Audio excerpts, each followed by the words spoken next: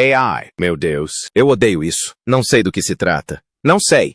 Alguém vai falar sobre isso? Eu não sei do que se trata. Eu não sei do que se trata. Numa noite, nos arquivos do palácio, o rei Charles deparou-se com um detalhe que ninguém ousara mencionar em voz alta. Escondida no testamento da rainha, havia uma cláusula, formulada de maneira concisa, porém poderosa o suficiente para reescrever o futuro de Harry da noite para o dia. Os conselheiros silenciaram. Os telefones pararam de tocar. O ambiente ficou mais frio. Não se tratava de um boato ou especulação, mas sim de tinta e intenção da própria falecida monarca. Então, por que estava escondido? Quem deveria encontrá-lo? E como essa única frase poderia remodelar para sempre a herança, a lealdade e o equilíbrio da família real? A descoberta chocante.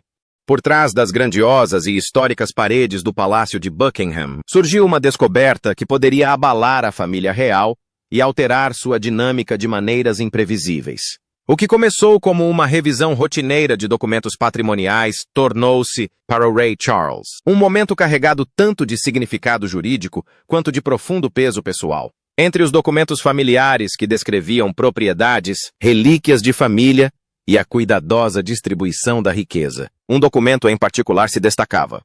Uma cláusula selada, escrita de próprio punho pela rainha Elizabeth durante seus últimos meses de vida. À primeira vista, parecia fazer parte das formalidades comuns da propriedade, o tipo de documento que Charles vira inúmeras vezes em suas décadas de vida na realeza. Mas, ao romper o selo e ler a caligrafia delicada e deliberada, ele percebeu que não se tratava de uma simples nota de instruções.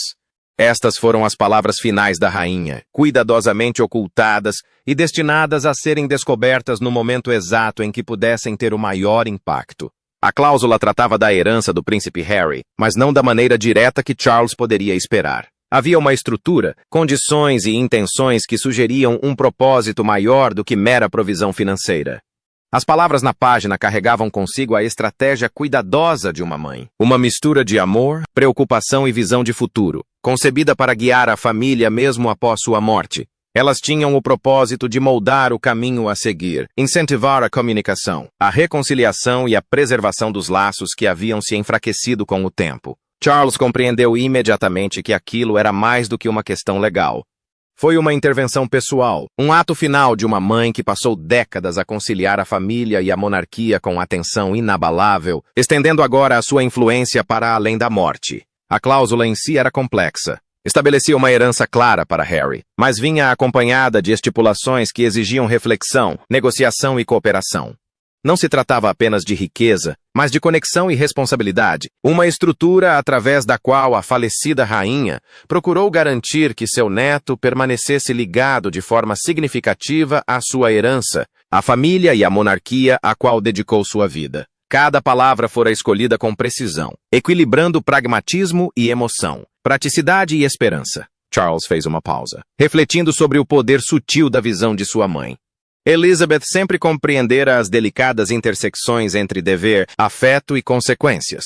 Por meio dessa cláusula, ela estendia a mão a Harry, oferecendo uma oportunidade de reconexão, de superar uma distância que persistia há anos. Ao mesmo tempo, lançava um desafio silencioso ao seu filho mais velho. Conciliar as responsabilidades da realeza com os igualmente importantes deveres da paternidade e da união familiar. O que se desenrolou naquele momento de silêncio foi ao mesmo tempo uma revelação e um acerto de contas. A descoberta da cláusula oculta foi um lembrete de que, mesmo na morte, a rainha Elizabeth não havia renunciado à sua influência. Ela deixou um caminho cuidadosamente construído, um caminho que poderia remodelar relacionamentos, desafiar ressentimentos antigos, potencialmente realinhar laços rompidos. O rei Charles descobriu uma cláusula sigilosa no testamento de sua mãe e o que encontrou lá dentro foi simplesmente chocante. Mas o que exatamente a rainha deixou para trás? E por que ela incluiria uma cláusula tão surpreendente? Agora, vamos desvendar o último presente de uma avó e as intenções da rainha. Esta herança estava longe de ser comum. Oculta no testamento meticulosamente redigido da rainha Elizabeth, havia uma cláusula que carregava consigo imensa riqueza e um peso emocional ainda maior. O documento detalhava uma quantia substancial, aproximadamente 20 milhões de libras, mas o dinheiro não foi simplesmente doado sem nenhum cuidado. Havia condições claras e deliberadas, concebidas não apenas para garantir segurança financeira, mas também para orientar, influenciar e moldar as relações dentro da família real muito depois de seu falecimento. Essa foi a intervenção final da rainha, uma tentativa cuidadosamente ponderada de preservar laços que haviam se desgastado ao longo de anos de distanciamento, desentendimentos e escrutínio público. Uma das exigências mais marcantes era explícita. O príncipe Harry precisaria passar no mínimo 90 dias por ano em solo britânico ou em países da Commonwealth, mas não se tratava de retornar às funções reais formais. Em vez disso, a exigência previa um envolvimento significativo por meio de trabalhos de caridade ou iniciativas voltadas para a comunidade, alinhadas às causas defendidas pela rainha ao longo de seu reinado. Era um apelo à conexão, à participação, para que Harry mantivesse uma presença tangível nos lugares que moldaram sua herança. Por meio dessa exigência, Elizabeth buscava lembrar ao neto os laços que existiam além de títulos, publicidade ou queixas pessoais, um incentivo sutil para garantir que nem mesmo a distância pudesse romper os vínculos mais importantes. Ainda mais pessoal era a parte reservada para os filhos de Harry, Archie e Leet. Aproximadamente 5 milhões de libras foram destinados especificamente à educação e criação deles, mas não sem estipulações. Curadores supervisionariam os fundos, cuidadosamente selecionados e aprovados tanto por Harry quanto pelo rei Charles, garantindo um equilíbrio entre a orientação dos pais e a supervisão da coroa. A intenção era clara: proteger a ligação das crianças com sua herança britânica para evitar que crescessem completamente afastadas da família e da terra de seus ancestrais. Em essência, a visão de futuro de Elizabeth não se estendia apenas ao seu neto, mas também à próxima geração, uma insistência sutil, porém profunda, de que os laços familiares perduram além do distanciamento e dos fusos horários. Juntamente com as providências legais, havia uma carta profundamente pessoal endereçada ao rei Charles. Ela não impunha ordens nem ditava nada. Em vez disso, a carta falava com a voz calma e cativante de uma avó que passou a vida inteira trilhando o delicado equilíbrio entre amor e dever. A carta instava Charles a encarar essa herança não apenas como recursos financeiros, mas como uma oportunidade, uma chance de estender a mão, reconstruir pontes e promover a reconciliação entre pai e filho. Por meio de suas palavras, a rainha transmitiu a esperança de que laços rompidos ainda pudessem ser restaurados, que decepções e mal-entendidos do passado pudessem dar lugar ao diálogo, à conexão e à cura. Ao ler a carta, quase se podia ouvir sua voz, firme, porém terna, prática, mas profundamente emotiva, consciente das limitações de tempo e das circunstâncias, mas recusando-se a abandonar a esperança. Essa herança, deixou claro a rainha Elizabeth, era mais do que um presente. Era uma estrutura cuidadosamente construída para a redenção, um ato final de amor que pedia à sua família que superasse antigas mágoas, assumisse a responsabilidade e aproveitasse a oportunidade para criar união onde a divisão havia se enraizado há muito tempo. Era o último desejo de uma mãe e avó, uma lembrança de que, mesmo na morte, sua orientação poderia moldar o coração de sua família e, por meio dessa orientação, talvez até restaurar o que um dia fora perdido. A cláusula no testamento da rainha veio acompanhada de uma carta explicando seu motivo, mas será que foi apenas essa carta que lhe conferiu peso, ou havia um documento ainda mais poderoso reforçando seus desejos? Agora, vamos mergulhar na genialidade da rainha. A cláusula oculta. A cláusula não foi uma adição casual ao testamento. Cada linha fora meticulosamente composta, redigida em estreita consulta com os conselheiros jurídicos mais confiáveis da rainha para garantir que resistisse a qualquer escrutínio ou contestação. A mão de Elizabeth guiava não apenas a letra da lei, mas também as sutis correntes da emoção humana. Combinando cuidadosamente praticidade com intenção sincera, cada palavra foi deliberada, escolhida para alcançar o delicado equilíbrio entre firmeza e compaixão, precisão e ternura. Nada foi por acaso. Este foi um ato final de reflexão estratégica, um documento moldado por décadas de experiência, visão e amor. A rainha Elizabeth compreendia o que estava em jogo. Ela sabia que a ruptura entre seus filhos havia criado não apenas mágoas pessoais, mas também uma tensão frágil dentro da família, com implicações para a própria monarquia. Com a cláusula, ela buscava atingir vários objetivos simultaneamente. Superficialmente, ela proporcionava segurança financeira ao príncipe Harry. Substantial, porém equilibrada, o suficiente para garantir estabilidade sem ofuscar o propósito maior. Mas a provisão ia muito além da riqueza. Ela foi concebida para mantê-lo conectado ao Reino Unido e à Commonwealth em geral, incentivando o envolvimento em causas importantes para a família e para as comunidades que serviam. Ao fazer isso, Elizabeth esperava que seu neto mantivesse um vínculo tangível com a herança à qual ela dedicou sua vida. Igualmente importante foi a atenção cuidadosa dada aos filhos de Harry. A cláusula salvaguardava a ligação deles com a Grã-Bretanha, garantindo que Archie e Liet não crescessem completamente afastados de sua ancestralidade ou da família extensa que moldara sua linhagem.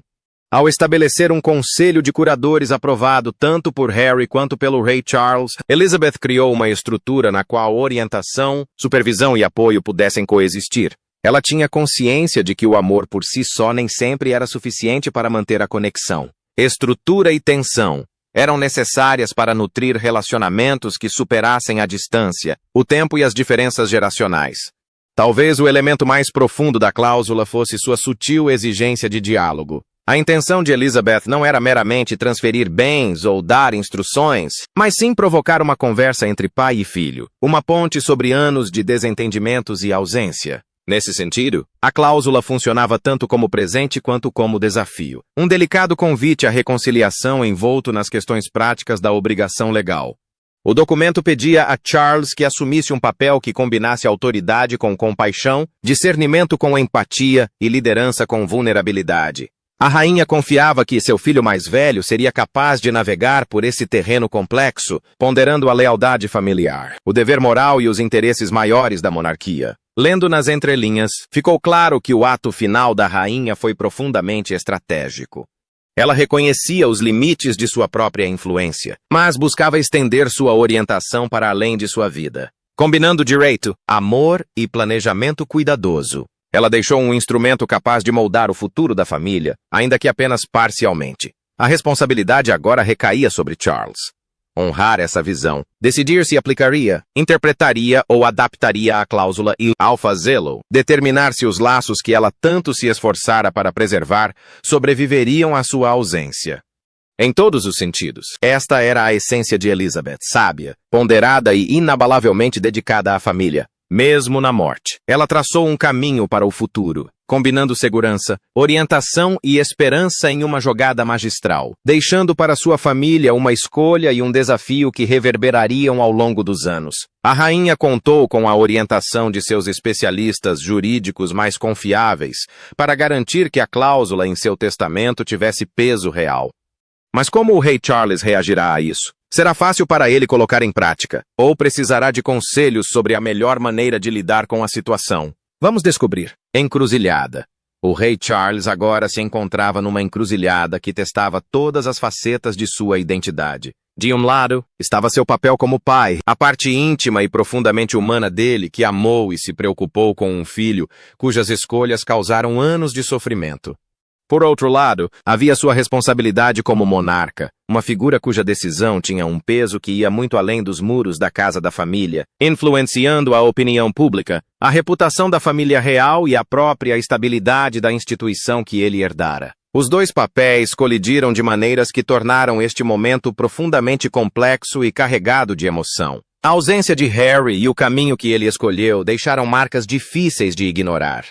Suas declarações públicas, críticas contundentes, memórias e entrevistas penetraram tanto as defesas privadas quanto as públicas, deixando feridas que ainda latejavam sob a superfície. Charles havia se preparado para os desafios da realeza, para o escrutínio, para a pressão política e pública, mas nenhum manual poderia tê-lo preparado para a dor pessoal de se sentir julgado, publicamente e incompreendido em particular por um filho que amava desde a infância. A dor pessoal está intrinsecamente ligada ao dever, tornando cada decisão mais pesada do que poderia parecer a um observador externo. A complexidade foi ainda maior devido à presença do príncipe William, filho mais velho e herdeiro de Charles, cuja lealdade à instituição e à sua família era inabalável, mas por vezes inflexível. A insistência de William em estabelecer limites e sua postura protetora em relação à própria família complicaram as coisas, exigindo uma condução cuidadosa. Sua desaprovação das escolhas de Harry e sua relutância em aceitar uma reconciliação, precipitada ou sem responsabilização, criaram uma tensão que Charles não podia ignorar. O rei compreendia a perspectiva de William. Ele próprio já havia nutrido as mesmas esperanças de união familiar e respeitava a necessidade do filho de proteger a si mesmo e a sua família de possíveis danos. Contudo, a rigidez de William também poderia bloquear a própria ponte que Elizabeth havia construído para reparar os relacionamentos rompidos. Agora, Charles enfrentava um delicado equilíbrio. A cláusula oculta no testamento de sua mãe carregava não apenas autoridade legal, mas também uma expectativa moral. Uma diretiva sutil para usá-la como ferramenta de reconciliação, uma forma de reparar o que havia sido quebrado. Honrar esse último desejo exigia mais do que mera obediência. Exigia diplomacia, empatia e coragem. Charles teve que ponderar os potenciais benefícios de entrar em contato com Harry contra o risco de romper ainda mais os laços familiares. Será que ele conseguiria estender a mão sem parecer fraco? Será que conseguiria honrar a intenção de sua mãe, mantendo ao mesmo tempo a autoridade e o respeito dentro da instituição? Cada escolha parecia acarretar consequências tanto pessoais quanto públicas. A decisão testaria a sabedoria, a paciência e a capacidade de perdão de Charles como nunca antes. Era um momento que exigia autorreflexão, disposição para confrontar erros passados e um cálculo cuidadoso de como as ações pessoais poderiam repercutir, moldando o legado da monarquia. Cada palavra, cada gesto, cada passo calculado poderia abrir as portas para a cura ou aprofundar a divisão. Na verdade, não se tratava apenas de herança ou dinheiro. Tratava-se de confiança, legado e dos frágeis laços que mantêm famílias e reinos unidos. A cláusula colocou Charles numa posição delicada. Ele tinha que honrar os últimos desejos de sua mãe, ao mesmo tempo que tentava manter a família unida e salvaguardar a estabilidade da monarquia. Mas será que Harry sequer tem conhecimento dessa cláusula? E será que segui-la será fácil ou criará ainda mais tensão? Agora, vamos desvendar uma vida em equilíbrio. O dilema de Harry, do outro lado do oceano. Em Montecito, Califórnia, o príncipe Harry permanecia completamente alheio à cláusula extraordinária que havia surgido discretamente do testamento de sua avó. A vida na costa oeste havia assumido um ritmo próprio, moldado pelo trabalho, pela família e pela cuidadosa busca por distanciamento da instituição que deixara para trás. Os dias eram dedicados a conciliar compromissos com a mídia, desde entrevistas e palestras até trabalhos para a Netflix e projetos filantrópicos.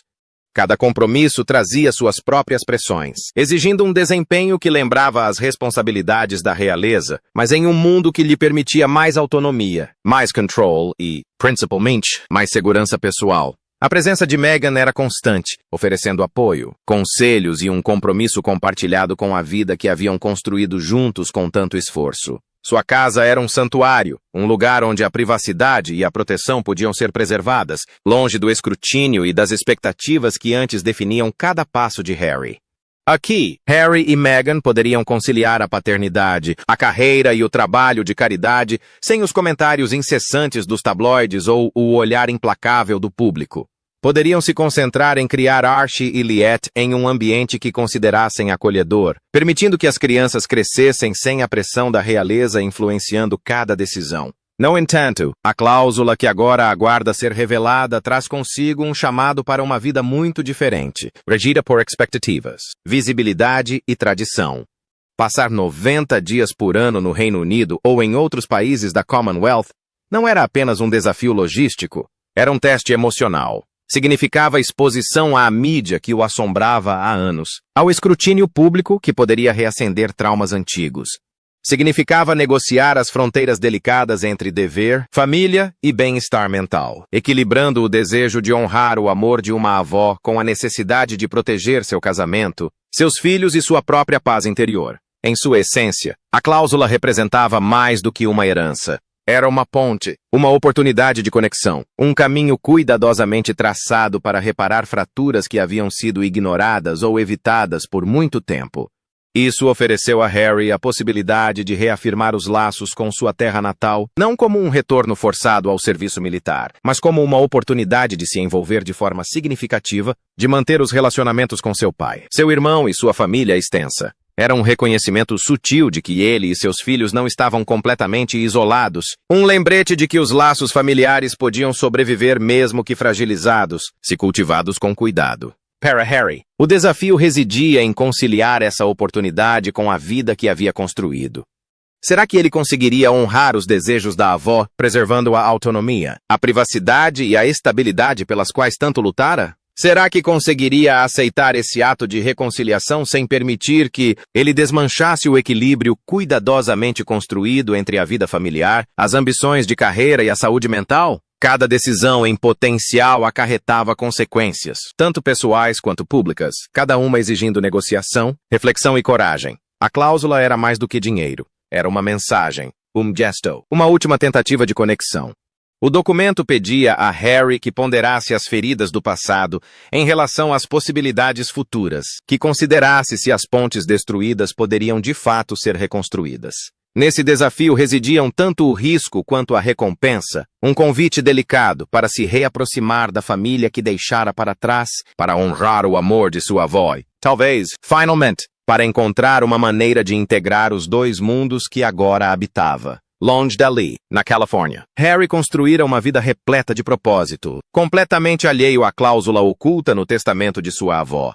Mas será que um retorno ao Reino Unido é realmente possível? E será que ele já deixou alguma pista de que isso possa acontecer? Vamos descobrir os detalhes. Um vislumbre da saudade de casa. Em um ensaio recente que chamou a atenção tanto dos fãs da realeza quanto do público em geral, o príncipe Harry ofereceu uma reflexão incomumente pessoal sobre sua ligação com a Grã-Bretanha, bem diferente das declarações públicas cuidadosamente elaboradas ou das entrevistas controladas pela mídia. Este texto revelou um lado do Duque de Sussex raramente visto. A profundidade de seu amor e lealdade à sua terra natal. Era um reconhecimento sutil, porém comovente, do país que o moldou, da nação que serviu e da cultura que permanece parte de sua identidade, independentemente dos quilômetros que agora o separam de suas costas. Em seus escritos, Harry descreveu tudo o que, para ele, define ser britânico. Do rumor e da sagacidade à história compartilhada, ao senso de comunidade e aos valores que unem os indivíduos à sua nação, ele pintou um retrato de uma pátria que claramente preza. Entre os versos, uma passagem se destacou. Embora atualmente eu viva nos Estados Unidos, a Grã-Bretanha é e sempre será o país pelo qual servi e lutei com orgulho. As palavras são simples, porém intencionais. Elas refletem não apenas admiração e orgulho, mas também uma escolha cuidadosa de palavras que sugere nuances mais profundas. A ênfase no atualmente é particularmente reveladora. Não se trata apenas de uma indicação de localização, mas de uma sugestão sutil de que este é um arranjo temporário, de que a vida em outro lugar não rompe seus laços com o Reino Unido. Da mesma forma, o uso de pode introduz um elemento de possibilidade em vez de certeza. Harry está sinalizando que sua residência no exterior é flexível, que as circunstâncias podem mudar e que um retorno, pelo menos em alguma medida, permanece em consideração. É um equilíbrio inteligente. Ele reconhece sua vida atual na América, a família, os projetos e os compromissos que o ancoram lá, ao mesmo tempo que deixa em aberto a ideia de que a Grã-Bretanha ainda exerce um fascínio magnético. A escolha das palavras também sugere uma emoção subjacente, uma possível saudade de casa, um anseio por conexão com a família, os amigos e um país cuja identidade está intrinsecamente ligada à sua. Isso indica que, apesar da distância e das controvérsias que marcaram seu afastamento público da vida na realeza, Harry ainda se sente ligado ao lugar onde cresceu, onde suas raízes são profundas, e onde sua avó e a monarquia desempenharam papéis centrais na formação de suas primeiras experiências. Para os observadores, a sutileza das palavras de Harry tem um peso enorme. Elas levantam questões sobre a possibilidade de um retorno físico à Grã-Bretanha, sobre a possibilidade de um retorno às funções reais, formais ou informais, e sobre como esses sentimentos pessoais podem se cruzar com considerações familiares e institucionais mais amplas. Seria este um gesto discreto de reconciliação para a nação e sua família? Ou simplesmente um reflexo sincero do amor por um lar que não pode ser completamente deixado para trás? Em qualquer caso, o ensaio abre uma janela para o mundo interior de Harry, revelando um homem dividido entre dois mundos. A vida que escolheu na Califórnia e a terra natal que o moldou, que o chama e que permanece uma parte indelével de sua identidade. Mesmo em meio à independência, à distância e às complexidades de sua imagem pública, há um indício de que a atração pela Grã-Bretanha permanece forte. Um possível retorno, seja literal ou simbólico, surge não apenas como uma esperança distante, mas como uma possibilidade sutil que se desdobra, um lembrete de que família, herança e pátria continuam a importar, mesmo a milhares de quilômetros de distância. Harry insinuou um possível retorno ao Reino Unido, confessando abertamente seu amor por sua terra natal. Mas será que o rei Charles esperará pela decisão incerta do filho, ou buscará aconselhamento sobre a melhor maneira de lidar com a situação? Agora, vamos analisar as decisões que podem moldar a monarquia. Navegando por um caminho frágil, a estrada à frente era incerta, repleta de escolhas delicadas e grandes riscos. O rei Charles se viu diante da encruzilhada entre a responsabilidade pessoal, a lealdade familiar e as expectativas de toda uma nação. As garras ocultas de sua mãe não apenas haviam transferido uma herança significativa para Harry, mas também desencadeado uma série de ações potenciais que exigiriam consideração cuidadosa, negociação e inteligência emocional. Cada passo tinha um peso. Cada decisão ameaçava reverberar muito além dos muros do palácio. Os conselheiros de Charles, experientes tanto em direito quanto em política palaciana, recomendaram uma abordagem cautelosa e híbrida. Primeiro, uma notificação legal formal seria enviada a Harry, garantindo que a herança e suas condições fossem comunicadas de forma clara, adequada e sem ambiguidade. Isso protegeria a família institucionalmente e manteria a transparência perante a lei. Mas, além disso, uma carta pessoal do próprio Charles acompanharia os documentos legais. Um gesto ponderado e sincero, concebido não para impor, mas para convidar. Criaria uma porta de entrada para o diálogo, uma abertura para a comunicação que estivera ausente durante anos. O equilíbrio entre formalidade e intimidade era delicado, porém essencial. Caso Harry aceitasse a herança tal como estava, uma série de negociações inevitavelmente se seguiria. Seria necessário nomear curadores para administrar os fundos dos filhos, estabelecer prazos e definir as estipulações da cláusula, como os 90 dias no Reino Unido ou na Commonwealth, o que exigiria coordenação prática. Mesmo as condições mais cuidadosamente elaboradas demandariam flexibilidade e compreensão de ambas as partes. A aceitação não significaria reconciliação automática, mas criaria uma estrutura para interação, um espaço para diálogo, onde antes havia silêncio e distanciamento. A rejeição, no entanto, era igualmente complexa. Se Harry recusasse a herança, as consequências iriam além das questões legais. O público interpretaria, especularia e criaria narrativas, algumas simpáticas, outras críticas. A cobertura da mídia poderia transformar até mesmo o último ato de pacificação da rainha em controvérsia, retratando-o como manipulação, indulgência ou fracasso. A imagem pública importava quase tanto quanto as questões legais, adicionando mais uma camada de pressão sobre Charles para que ponderasse cada palavra, cada gesto e cada possível resultado. Talvez o cenário mais provável estivesse em algum ponto entre a aceitação total e a recusa categórica. Harry poderia cumprir os requisitos técnicos, honrando as obrigações, mas mantendo uma distância emocional. Ele poderia passar o tempo necessário no Reino Unido ou na Commonwealth, envolver-se em trabalho voluntário e cumprir as condições, mantendo, ainda assim, uma barreira protetora ao redor do coração, resguardando-se contra a vulnerabilidade ou uma reconciliação que lhe parecesse prematura. Nesse cenário, a herança serviria como ponte e amortecedor, uma oportunidade de reconexão que preservasse a autonomia, um passo parcial rumo à cura que poderia evoluir. Em meio a tudo isso, um fato permanecia claro. Elizabeth havia deixado um roteiro intrincado, frágil e repleto de esperança. Cada palavra de suas instruções finais refletia seu desejo de conexão, de laços familiares, de perdurar apesar das rupturas. A responsabilidade agora recaía sobre seus sucessores. Interpretar essa orientação, equilibrar prioridades conflitantes e agir com coragem. A escolha da família a seguir teria repercussões que iam muito além dos relacionamentos pessoais. Isso moldaria a percepção pública, influenciaria a imagem da monarquia, e definiria o legado daqueles a quem foi confiada a sua guarda. À sombra do último presente de uma avó, o futuro da família real estava em jogo, uma mistura delicada de risco, possibilidade e a esperança de que até mesmo os laços rompidos pudessem um dia ser reconstruídos. Então, o que você acha da cláusula no testamento da rainha? Harry poderia realmente retornar ao Reino Unido? Gostaríamos muito de saber sua opinião nos comentários abaixo. Não se esqueça de curtir e se inscrever.